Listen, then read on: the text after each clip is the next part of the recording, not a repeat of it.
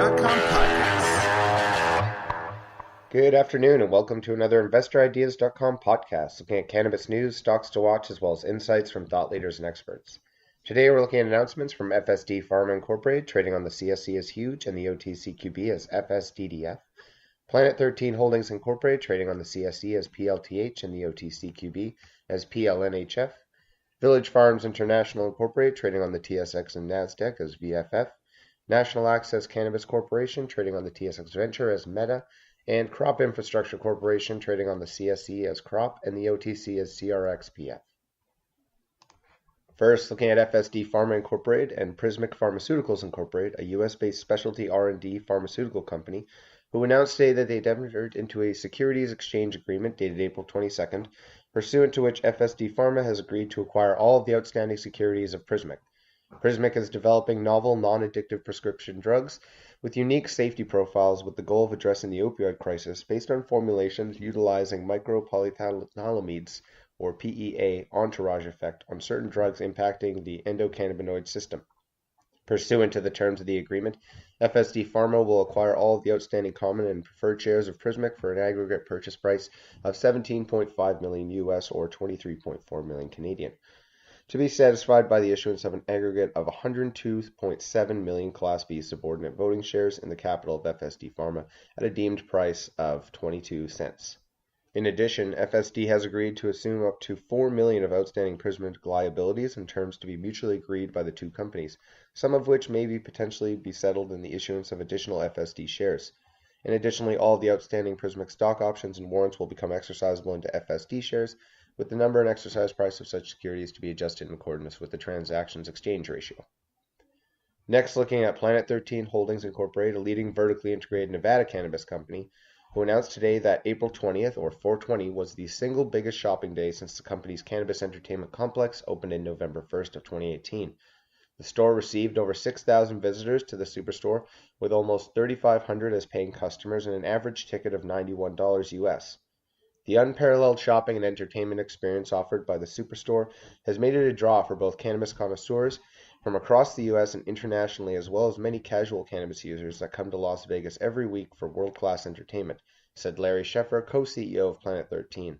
With our Phase 2 expansion underway and the company's visibility increasing, we're well positioned to continue growing both within our existing Las Vegas footprint and across the U.S. Phase 2 construction remains on schedule for opening in the third quarter of 2019, which includes a coffee shop, bistro, event space, and consumer-facing production facility.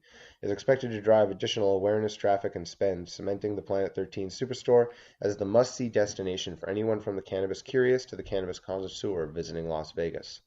Next, looking at Village Farms International Incorporated, who announced today that its 50% owned joint venture for large-scale, low-cost, high-quality cannabis production, Pure Sunfarms, has on schedule completed planting of quadrants 1 to 4 of its 1.1 million square foot Delta 3 greenhouse operation in Delta, BC. As a result, the entire 1.03 million square feet of growing area at the Delta 3 facility, composed of 16 individual grow rooms, is now in production. Pure Sunfarms remains on track to achieve full run rate annual production of 75,000 kilograms at the Delta 3 greenhouse operation by mid-2019. With the support of Village Farms' decades of experience developing and ramping up large-scale growing operations, the Pure Sunfarms team continues to execute on plan, said Michael DeGiglio, Chief Executive Officer of Village Farms. We have great confidence in the team's ability to replicate the success of Delta 3 cannabis operation with the nearly identical 1.1 million square foot Delta 2 sister facility, which will double Pure Sunfarms' annual production to 150,000 kilograms and support its goal to be the high-quality, low-cost producer in Canada.